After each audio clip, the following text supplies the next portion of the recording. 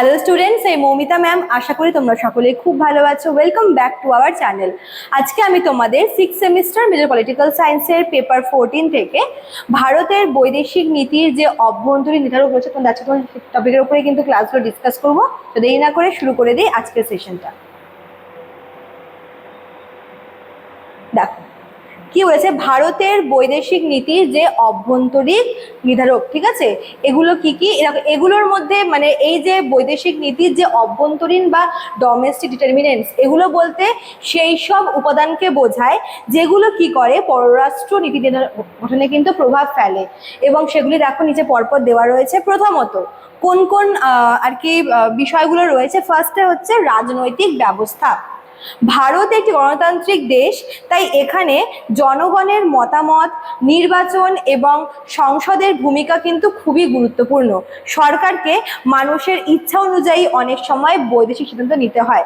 দেখো, বৈদেশিক সিদ্ধান্ত বা হচ্ছে ফরেন পলিসির ক্ষেত্রে কিন্তু রাজনৈতিক ব্যবস্থাটা খুবই ইম্পর্টেন্ট। রাজনৈতিক ব্যবস্থা মানে কি? যেখানে জনগণ হচ্ছে নিজের মতামত দেবে। যেহেতু আমাদের কান্ট্রি একটা গণতান্ত্রিক দেশ, ডেমোক্রেটিক কান্ট্রি, সেক্ষেত্রে এখানে কিন্তু জনগণের মতামত, নির্বাচন ব্যবস্থা মানে ভোটিং এর মাধ্যমে, এর পাশাপাশি পার্লামেন্টের ভূমিকাও কিন্তু খুবই গুরুত্বপূর্ণ।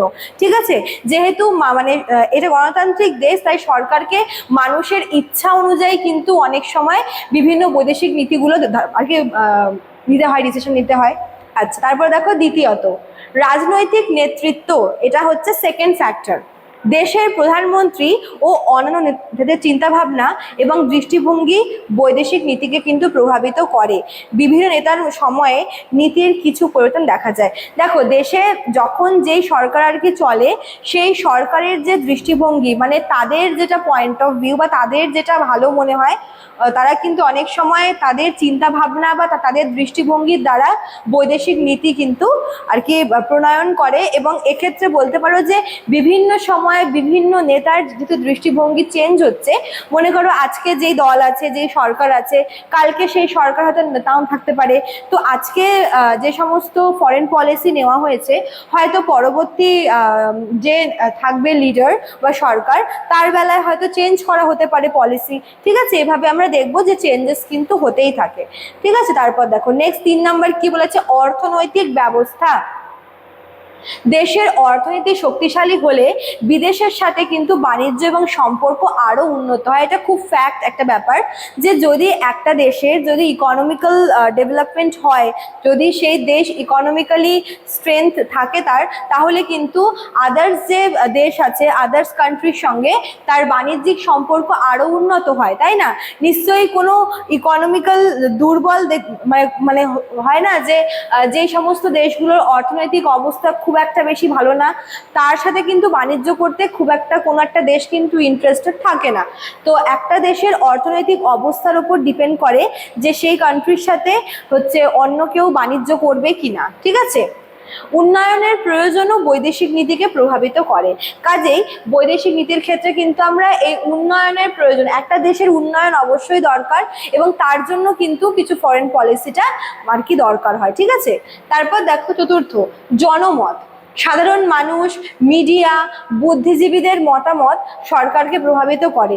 যেরকম মনে করো যে মানে সরকার একটা পলিসি একটা নিচ্ছে বা একটা সিদ্ধান্ত গ্রহণ করছে, সেক্ষেত্রে জনগণের কি মতামত, সেক্ষেত্রে মিডিয়া হাউসগুলো কি বলছে বা বুদ্ধিজীবীদের কি মতামত, সেই সমস্ত কিছু কিন্তু সরকারকে যথেষ্ট ইনফ্লুয়েন্স করে। ঠিক আছে, অনেক সময় জনমতের চাপেই নীতিটা চেঞ্জ হয়। মনে করো যে সরকার এক ধরনের একটা নীতি নিল, এবার কি হচ্ছে সেই নীতি যখন আর 5টা যে বুদ্ধিজীবী বলো বা মিডিয়া বলো বা জনগণ বলো, প্রত্যেকে যখন সেই নীতির এগেনস্টে চলে যাচ্ছে, তখন কিন্তু একরকম চাপে পড়েই সরকারকে সেটা চেঞ্জ করতে হয়। ঠিক আছে, তারপর দেখো মানে 5 নম্বর যেটা, সেটা হচ্ছে আমলাতন্ত্র। পররাষ্ট্র মন্ত্রণালয় এবং কূটনীতিকরা বৈদেশিক নীতি তৈরি ও বাস্তবায়নে কিন্তু গুরুত্বপূর্ণ ভূমিকা পালন করে। মানে আমলাতন্ত্র, আমলাদের কিন্তু এখানে রোল আছে। ঠিক আছে, এখানে হচ্ছে যারা হচ্ছে পররাষ্ট্র যে মন্ত্রণালয় রয়েছে, মানে যে হচ্ছে বৈদেশিক যে বিদেশ মন্ত্রী যে থাকে, তার যে ডিপার্টমেন্টটা, তারপর যে হচ্ছে কূটনীতিবিদরা আছে, প্রত্যেকে কিন্তু বৈদেশিক নীতি তৈরির ক্ষেত্রে এবং সেটার বাস্তবায়নে গুরুত্বপূর্ণ ভূমিকা পালন করে। ঠিক আছে, আচ্ছা, তারপর দেখো 6 নাম্বার হচ্ছে সাংস্কৃতিক এবং সামাজিক মূল্যবোধ। সাংস্কৃতিক এবং সামাজিক মূল্যবোধ। ভারতের যে ঐতিহ্য, ধর্মনিরপেক্ষতা, শান্তি ও সহাবস্থানের ধারণা বিদেশ নীতিতে প্রতিফলিত হয়। মানে আমাদের যে ইন্ডিয়ান যে হেরিটেজ রয়েছে, ঠিক আছে, ইন্ডিয়ান কালচার বলো, তারপরে আমাদের দেশ একটা যে সেকুলারিজম ব্যাপারটা তো আছেই, যেটা শান্তিপূর্ণ সহাবস্থানের যে কনসেপ্টটা আমাদের দেশে আছে, এই সব কিছু কিন্তু ভারতের ফরেন পলিসিতে রিফ্লেক্টেড হয়। ঠিক আছে। আচ্ছা, তারপর দেখো 7 নাম্বার কি আছে, জাতীয় নিরাপত্তা সংক্রান্ত অভ্যন্তরীণ সমস্যা। এই যে সন্ত্রাসবাদ বা টেররিজম, বা মনে করো যে যদি অভ্যন্তরীণ কোনো গোলযোগ বা অস্থিরতা দেখা যায়, এক্ষেত্রে কিন্তু বিদেশ নীতি প্রভাবিত হতে পারে। সুতরাং বলা যায় যে এই যতগুলো আমি ফ্যাক্টর বললাম, এই 7খানা প্রত্যেকটাই কিন্তু ভারতের বৈদেশিক নীতি গঠনে সাহায্য করে। ঠিক আছে, চলো, তো এই ছিল তোমাদের আজকের ক্লাসটা। যারা ভাবছো আমাদের কাছে অ্যাডমিশন, তারা আমাদের অফিসিয়াল নাম্বারে কল করে নিতে পারো। আমাদের অফিসিয়াল নাম্বার দেখো দেওয়া আছে এখানে। এছাড়াও কিন্তু এখানে কোর্স ফিও রয়েছে মেজরের জন্য এবং মাইনরের জন্য। আর তোমাদের অনলাইন ক্লাসেস কিন্তু চলছে এবং নোটস কিন্তু দেওয়া চলছে। ঠিক আছে, চলো আজকে এতটুকুই থাকলো, দেখা হচ্ছে নেক্সট ক্লাসে। Thank you.